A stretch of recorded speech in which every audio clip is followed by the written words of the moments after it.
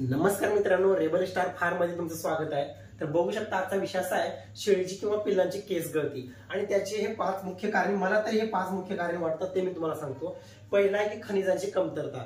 कारण बघा बरेच जण मिनरल मिक्सचर वगैरे आपल्या फार्म मध्ये अजिबात वापरत नाहीत आणि आता फिरस्ती शेळी पालनामध्ये पण तितके चांगले चारे आता भेटत नाही शेळ्यांना, जसं की वड, उंबर, पिंपळ ह्या गोष्टी आपल्या फार्म मध्ये भेटत नाही। बोळीची झाडं वगैरे आता शेतकऱ्यांनी आपल्या धुऱ्या बंधाऱ्यावरती ते ठेवले पण नाही आणि कसं आहे त्याला सहन पण होत नाही की आपल्या शेळ्या त्यांच्या फार्मवरती म्हणजे त्यांच्या धुऱ्या बंधाऱ्यावरती त्यांच्या रानामध्ये चरायला जावं, ही मानसिकताच कोणी शेतकऱ्याची राहिलेली नाही। त्याच्यामुळे शेळीचं व्यवस्थित पोषण होत नाही मुळात। आणि दुसरं कारण आहे जंतुनाशक। 50% फार्मवाले 50% शेळीपालक शेळीचं जंतुनाशक म्हणजे डिवर्मिंग अजिबात करत नाहीत। गाभण शेळी असो, पिल्ल असो किंवा बोकड असो, काही असो, पाटी सुद्धा असो, अजिबात जंतुनाशक करत नाही। आणि दुसरी गोष्ट म्हणजे कसं आहे, बंदिस्त शेळीपालनामध्ये जास्त होणारा गोचिड पिसवा व्हायचा प्रादुर्भाव।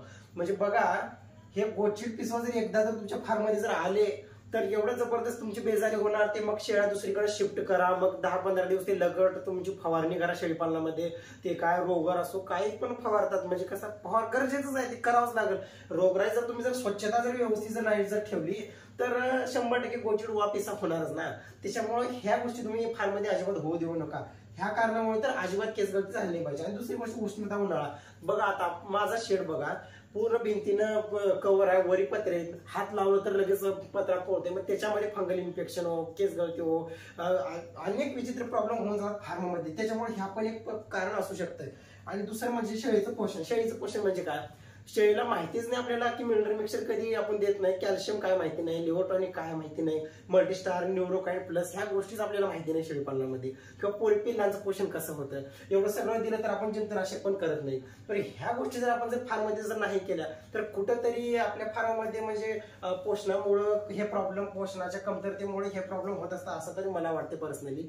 आणि जंतुनाशक करणं, गोचिड पिसवा हे आहेत का चेक करणं, म्हणजे कसं आहे पोटॅशियम परमॅक्टचं पाणी वगैरे व्यवस्थित वापरणं, अतिशोक्ती करायची नाही, पण थोडंसं 20 रुपयाला पुढे भेटते, आपण तुम्हाला 20 रुपयाची पुढे महिना 2 महिने जाते बघा। मग त्याचं आता तोडगा म्हणजे त्याच्यावरती उपाय जर सांगायचे म्हटले तर बैलगाडीचं वंगण जे असते, आता गावरान तोडगा आहे आणि कसं आहे 2-3 दिवस 4 दिवस जर लगट जर लावलं तर 100% शक्यतो मला तरी एक वेळेस रिझल्ट आला होता। कारण की बघा माझ्या एका बोकडाला कानावरती वगैरे केस गेलेले होते, मग त्यावेळेस मी गावरान तोडगा विचारल्यानंतर मला असं कळालं की बैलगाडीचं वंगण जे असते ते चांगलं प्रभावी उपाय आहे, मुख्य उपाय। कारण तुम्ही एक वेळेस ट्राय करून बघा जर तुमच्या जर फार्मवरती केस गळती होत असेल तर। आणि जंतुनाशक डिवर्मिंग 100% करत चला फार्म मध्ये। तुम्ही सगळ्या गोष्टी मल्टीस्टार, तुमचं न्यूरोकाइन प्लस सर्व गोष्टी वापरल्या, पण जर जंतुनाशक जर नाही केलं शेळीपालनामध्ये काहीच फायदा होणार नाही। त्याच्यामुळे जंतुनाशकाला सिरियसली घ्या। बरेच जण जंतुनाशक करायला, डिवर्मिंग करायला घाबरतात, तशी काहीच गरज म्हणजे काहीच नाही। डॉक्टरच्या सल्ल्याने द्या, गाभण सेफ असलेलं द्या। जर शेळी गाभण असली तर गाभण काळात सुद्धा जंतुनाशक देणं तितकंच गरजेचं आहे। जर होतंय काय पिल्लं माती खातात हे पण प्रॉब्लेम होतो। त्याच्यामुळे खुराक, बरेच जण खुराकामध्ये एक ते एकच वापरतात, तसं करू नका। हे बघा आता सोयाबीन असो, आता ज्या शेळीचे केस वगैरे गळणं, पिल्लांचं बोकडाचे केस गळतात त्यांच्या खुराकावरती प्रॉपर लक्ष द्या। डिवर्मिंग करून खुराकावर लक्ष द्या तुम्ही। बघा आपली सरकी पण खात असेल तर ठीक आहे, तर शेंगदाणा पेंड, आता शेंगदाणा पेंड सुद्धा पहिल्याच्या सारखी भेटत नाही। आता पहिल्याची जाड व्यवस्थित टॉप क्वालिटीची भेटायची, आता शेंगदाणा पेंडीमध्ये पण जास्त काय म्हणजे रिझल्ट मला तरी भेटत नाही। आणि मी घण्याची म्हणजे आता करड्याची, सूर्यफुलाची पेंड मी वापरत असतो आणि मी बघितली शेंगदाणा पेंड पण आणून, पण मला काय म्हणजे जास्त फरक पडलेला नाही। त्याच्यामुळे आता तुमच्या मर्जीचा सवला येतो। मी मुख्य वापरतो मक्का आणि सोयाबीन माझ्या फार्मवरती, कारण की ते माझ्या फार्मवरती 12 महिने राहते। आणि तिसरी गोष्ट अत्यंत महत्वाची म्हणजे स्वच्छता।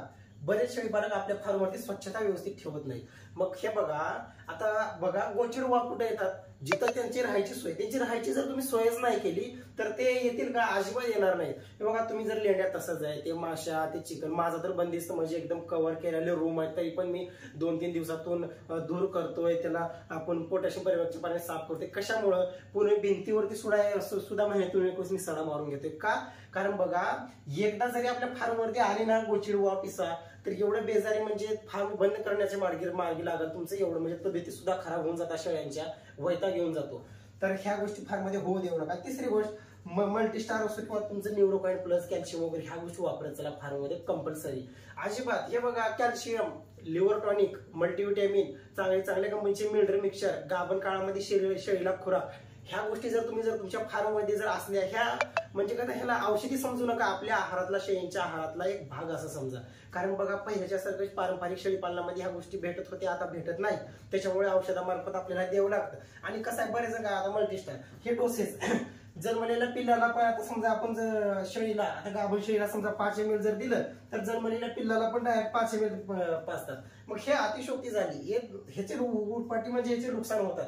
हे बघा शेळीचं वेद किती आहे, त्या पिल्लांचं वय किती आहे, किंवा बोकड असेल तर त्याचं वजन किती आहे, ह्याच्यानुसार ते डोसेस तुम्हाला देता आले पाहिजे. उगाच म्हणजे पिल्लू जन्मलं त्याला दूध पण तेवढा, समजा दुधासंगत तुम्ही 4-5 ml मल्टीस्टार जर पाजत असता पिल्लाला तर काय फायदा होणार आहे का त्याचा? अजिबात. उगाच फालतू लिव्हरवरती ताण येतो. त्याच्यामुळे बघा हे बैलगाडीचं वंगण जे असतंय ह्याचा मला प्रॉपर व्यवस्थित रिझल्ट वाटतो. आणि दुसरी गोष्ट कसं आहे, आणि सहसा जर केस गळती जर होत असली सरळ डॉक्टरला बोलवा आणि ते चमड्यामध्ये सबकटमध्ये व्यवस्थित इंजेक्शन देतात, तर 100% क्लिअर होऊन जाते. अशी मगजमारी करायची गरजच नाही सरळ. कारण की आता बघा माझ्या फार्मवरती लहान कुत्र्याची 2 पिल्ले आहेत, तुम्ही बघितलंय का नाही माहिती नाही, पण त्या कुत्र्यांची केस गळती पूर्ण झालेली होती, खरूच लागल्यासारखं झालेलं होतं. मग त्यावेळेस डॉक्टरला कॉल केल्यानंतर त्यांनी चमड्यामध्ये 2 ml फक्त इंजेक्शन दिलं होतं. मग ते पूर्ण कव्हर झालेलं आहे. त्याच्यामुळे कसं आहे, डॉक्टरांचं महत्व आलेलं साधारण ह्या बाबतीत. कारण ही केस गळती वगैरे होणं आणि एका शेळी आणि अंत्यवेळेस फार्मवरती व्यवस्थित चेक करून शेळी आणा. एका शेळीमुळे तुमच्या अख्ख्या फार्ममध्ये केस गळती होऊन जाते. त्याच्यामुळे बघा हार्मोन चेंजेस म्हणजे कसं आहे, एका वयामध्ये पाठीची किंवा पाठीचे तुमच्या शेळीचे केस जात असतात, तर त्यावेळेस काही अडचण होत नाही. पण बघा बऱ्याच वेळेस खरूज लागणं, विचित्र आजार वगैरे होणं फार्ममध्ये शक्यतो कसं आहे, या गोष्टी टाळा. आणि रेबल स्टार फार्मा सबस्क्राईब करून घ्या. आणि काय अडचणी असेल तर नक्की कमेंट मध्ये विचारा, आपण नवीन व्हिडिओ काढू. आणि प्रत्येकाच्या कमेंटला मी रिप्लाय देतच आहे. तर भेटू पुढच्या व्हिडिओमध्ये. तोपर्यंत जय हिंद, जय महाराष्ट्र.